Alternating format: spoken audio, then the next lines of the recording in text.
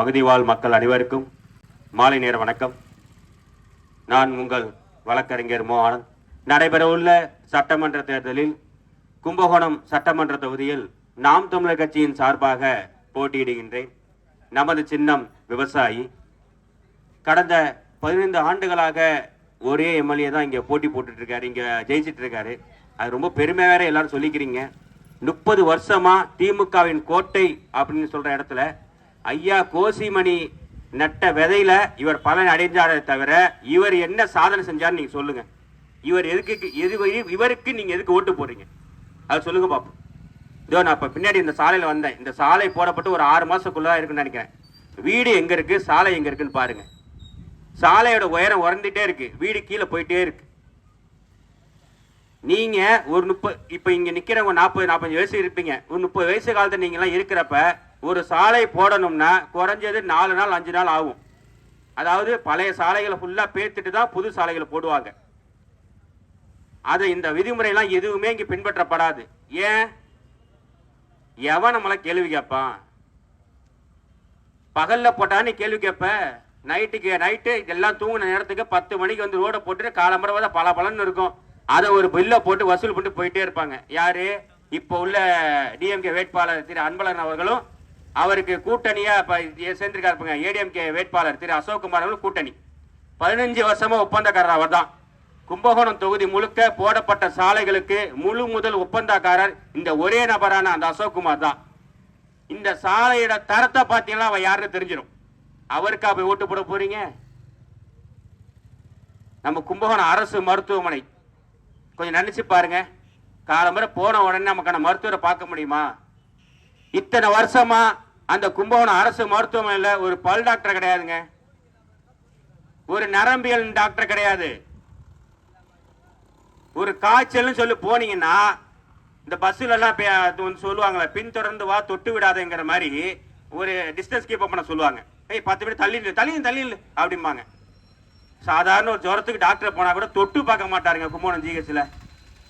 இந்த மாதிரி அவல நிலை தான் இருந்துட்டு இருக்கு. ரெஃபர் பண்ற டாக்டர் தான் இங்க இருக்காங்க எல்லாருமே. யாருமே மருத்துவம் பார்க்கிற டாக்டரும் இங்க கிடையவே கிடையாது கும்பகோணம் தொகுதியில.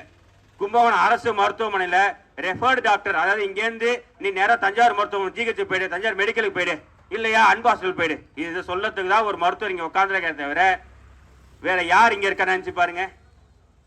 அதே மாதிரி நம்ம கும்பகோணத்துல 22,560 குடிசை வீடுகள் இருக்கு. 15 வருஷமா இவர் தானே எம்எல்ஏ. எத்தனை பேர் தொகுப்பீடு கட்டி கொடுத்துட்டாரு? ஏதாவது ஒண்ணு சொல்லுங்க பாப்போம். கனவு இல்லம் சொல்றாங்களே, கலைஞர் கனவு இல்லம்ட்டு 2.5 லட்சம் ரூபாய் ஒரு வீடு கட்டுறதுக்கு 2.5 லட்சம் ரூபாய் கொடுக்குறீங்க. சரிங்க, ஆனா ஒரு பஸ் ஸ்டாப் கட்டுற எவ்வளவு கொடுக்குறீங்க? 7,90,000 ரூபாய். ஒரு வீடு கட்டுறதுக்கு 2.5 லட்சம் ரூபாய், ஆனா ஒரு பஸ் ஸ்டாப் கட்டுறது 7,90,000 ரூபாய் விளம்பரம் பண்ணிப்பீங்க. இவருக்கா திரும்ப ஓட்டு போட போறீங்க? ஒரு முறை யோசிச்சு பாருங்க. 1998-99 அப்புறம் கும்பகோணத்தில் எங்கேயுமே தொகுப்பீடு கட்டி கொடுக்கல. மக்கள் பாதுகாப்பாக வாழணும்னு முயற்சி பண்ணல. எந்த ஒரு தொலைநோக்கு திட்டமும் இல்லாதவர் தான் இவர் அன்பழகன் அவர்கள். எங்கேயாவது தீபாவளிக்கோ இப்ப வெயில் காலம் வந்துருச்சு, இந்த குடிசை வீடு எங்கேயாவது ஒரு வீடு எரிஞ்சிச்சுன்னா உடனே மறுநாள் ஒரு வேட்டியை கட்டிட்டு வடிச்சு கட்டிட்டு அங்க வந்துருவாரு. வந்துட்டு முன்னாடி 5000 கொடுப்பாங்க. மாவட்ட ஆட்சியர் ஃபண்டு, அவர் ஃபண்டு கிடையாது, அதுவும் மாவட்ட ஆட்சியர் ஃபண்டு. அது 5000 கொடுப்பாங்க. இப்ப 8,000 ரூபாய்க்கு இருக்காங்க. 3000 சேர்த்து 8,000 ரூபாய். இதை 8,000 கொடுத்துட்டு ஒரு ரேஷன் கடையில இருந்து எடுத்த புடவையும் வேட்டியும் கொடுத்துட்டு நாங்க வச்சுங்கன்னு சொல்லிட்டு மறுநாள் கிளம்ப பேப்பர்ல விளம்பரம் வரணும் வருது. அந்த விளம்பரத்தை 4 பேர்ட்ட பப்ளிசிட்டி பண்ணுவாரு.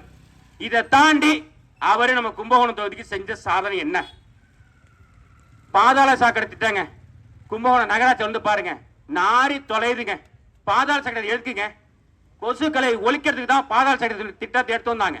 இன்னும் எவ்வளவு வருஷம் நீங்க பாதாள சாக்கடை போடுறேன்னு சொல்லி ஆயிரக்கணக்கில் லட்சக்கணக்கில் கோடிக்கெல்லாம் பணத்தை ஒதுக்கிப்பீங்க.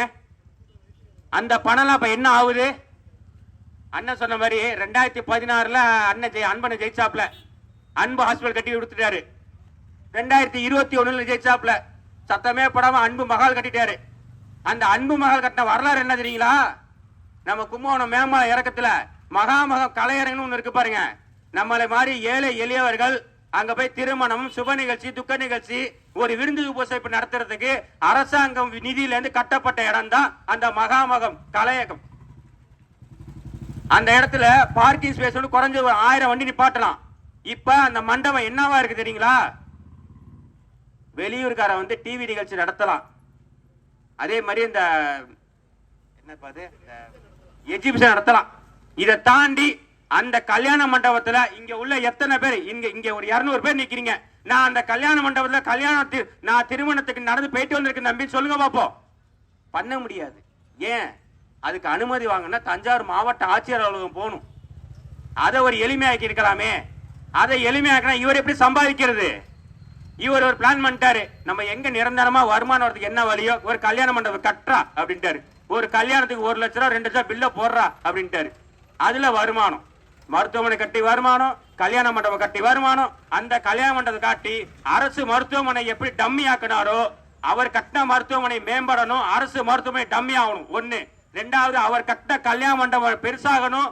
அவர் தொகுதி நிதியிலேருந்து கட்டின கல்யாண மண்டபம் டம்மி ஆகணுங்கிறதுக்காக தான் அந்த புது மருத்துவமனைக்கு புது மகாலுக்கு எல்லா செலவும் பார்க்கிறாரு. இதை டம்மியாக்கி விட்டுட்டாரு.